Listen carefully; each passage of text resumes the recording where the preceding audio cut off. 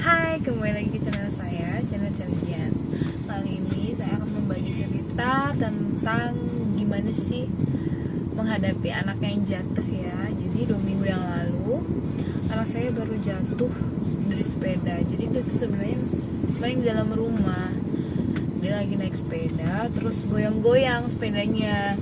Kemudian saya lagi nyapu. Kemudian sepedanya itu dekat dengan sepeda satu lagi warna hijau yang dia naikin sepeda warna pink. Ketika saya lagi nyapu, kemudian kesenggol lah sapu saya ini ke sepeda pinknya. Kemudian kaget, kemudian dia jatuh ke sebelah kiri, jadi kena kepala kirinya. Saya langsung cemas, langsung saya angkat anak saya. Kemudian dia nangis, saya lihat memang gak muntah, jadi nangis kayak meringis gitu, karena memang jatuhnya itu lumayan keras ya, benturannya sampai bunyi gitu.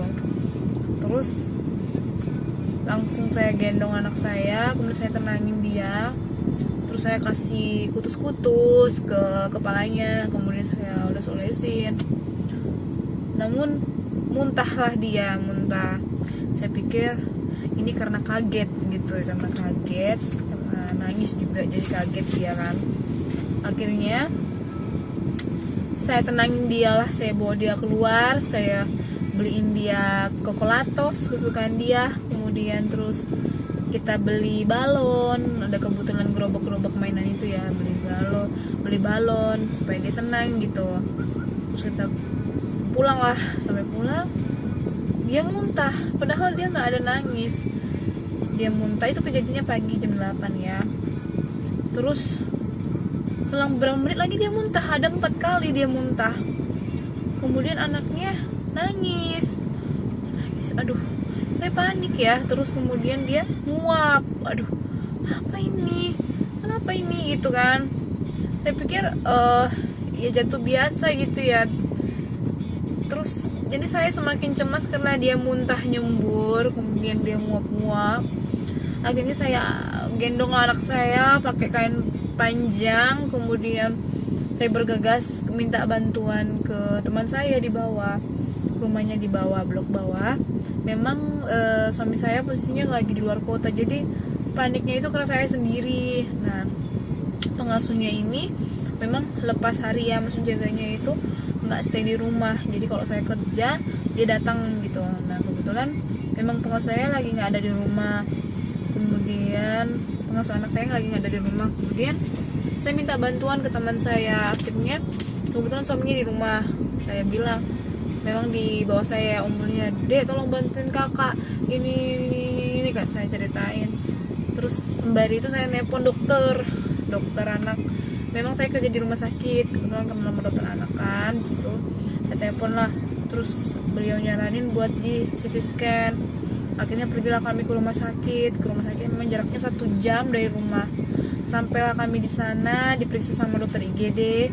Kemudian dokter menyarankan untuk CT scan buat melihat apakah ada pendarahan apa enggak. Kemudian anaknya dibawalah ke radiologi dalam posisi dia belum tidur. Kemudian anaknya nangis nggak bu kalau di CT scan. Terus saya bilang, aduh dicoba dulu aja, saya bilang kan. Kemudian dicoba di sana, ditidurin, malah anaknya bangun, nggak mau, nangis. Nah, terus akhirnya disaranin buat dikasih obat tidur dari pantat supaya anaknya tidur. Akhirnya dikasih obat dulu lah, baru tidur, baru di CT scan. Tapi reaksinya lama banget, dikasih obat jam 1 siang, kemudian nggak sampai 3 jam nungguin. Akhirnya udah jam 3 ya, saya udah putus asa, udahlah saya pulang aja lah. Saya pikir kan, saya pulang aja, saya coba nanti malam apa nanti ini, soalnya anaknya juga belum makan posisinya kan. Terus akhirnya saya close billing, saya bayar, kalau saya tutup billing, saya udah gendong anak saya tuh. Terus pas keluar pintu, malah tidur anaknya. Akhirnya saya bawa langsung ke radiologi. Nah, radiologi di CT scan. Memang di CT scan ya lumayan ya bun, habis 1,8 juta waktu itu saya. Kemudian udah di CT scan 1 jam kita nungguin, udah keluar hasilnya. Kata petugas radiologinya hasilnya itu ada gagal otak. Langsung kaget ya, aduh, hal yang tidak diharapkan ya, kok ada gagal otak, gimana bisa sembuh nggak, saya bilang gitu kan. Langsung kaget Bu, katanya kalau gagal otak itu masih bisa disembuhkan, kalau yang kita takutkan itu ada pendarahan. Kalau pendarahan itu pasti masih takutnya beku dalam dan itu harus operasi, katanya gitu kan. Terus akhirnya kita balik lagi ke IGD buat dibacain hasilnya kan. Kemudian dokternya bilang ini ada kontusio apa gitu bahasa medisnya di bagian kiri. Jadi ada kan memang jatuh kiri, nembus ke kanan, katanya di kanan juga ada bengkak, jadi di kiri nembus ke kanan. Nah terus kok bisa nembus, karena kata dokter karena benturannya sangat kuat sehingga si kulit dan tempurungnya itu tidak bisa menahan, sehingga sehingga terjadilah memar di dalam, katanya, dan sampai nembus. Terus saya bilang ini gimana, kata dokternya sih disarankan dirawat untuk observasi, takutnya kenapa-napa seperti kejang, terus penurunan kesadaran dan lain-lain. Terus saya bilang anak saya selama di IGD observasi di sini udah berapa jam ya, kita udah sampai di rumah sakit 11 sampai jam 4 sore ya waktu itu, sampai jam 4 sore itu nggak ada muntah, anaknya aktif. Jadi saya bilang saya putuskan untuk observasi di rumah aja, karena memang kebetulan rumah dengan rumah sakit saya kerja itu dekat. Jadi akhirnya saya putuskan untuk pulang aja, karena memang posisi sendiri susah banget kalau saya sendiri, nggak ada suami, takutnya kenapa-napa ya. Akhirnya udah pulang aja.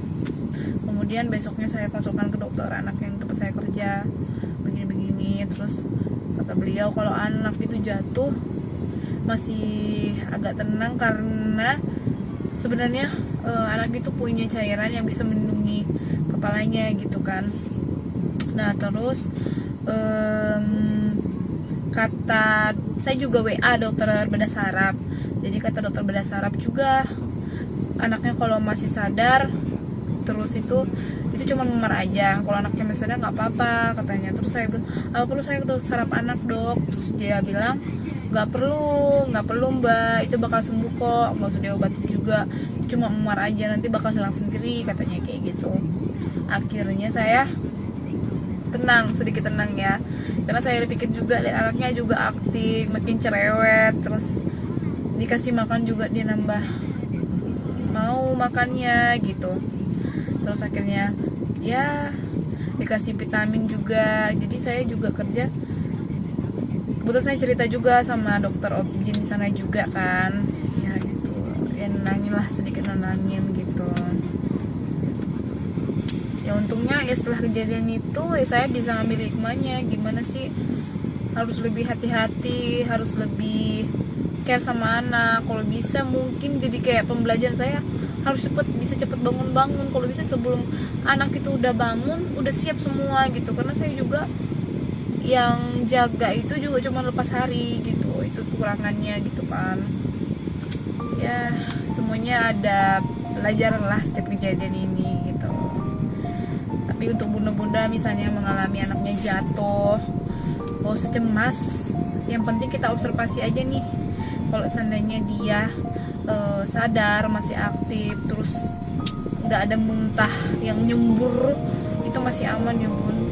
Jadi anak saya itu sebenarnya muntahnya nyembur, saya yang cemas, terus dia ada nguap-nguap. Jadi daripada kenapa-napa saya bawa CT scan, dan itu ternyata benar ada memar di otaknya gitu. Tapi yang bikin saya tenang nggak ada pendarahan gitu sih. Jadi buat bunda-bunda yang anaknya jatuh, kalau nggak ada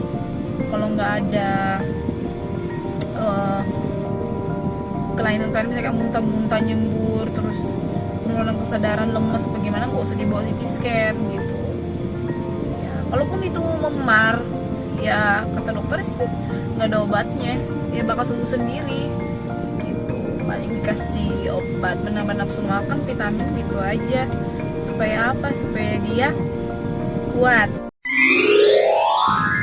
Dan apa namanya, kalau disenggol dikit dia nggak langsung ini, bisa mempertahankan dirinya gitu. Ya gitulah, semangat ya buat bunda-bunda yang punya anak.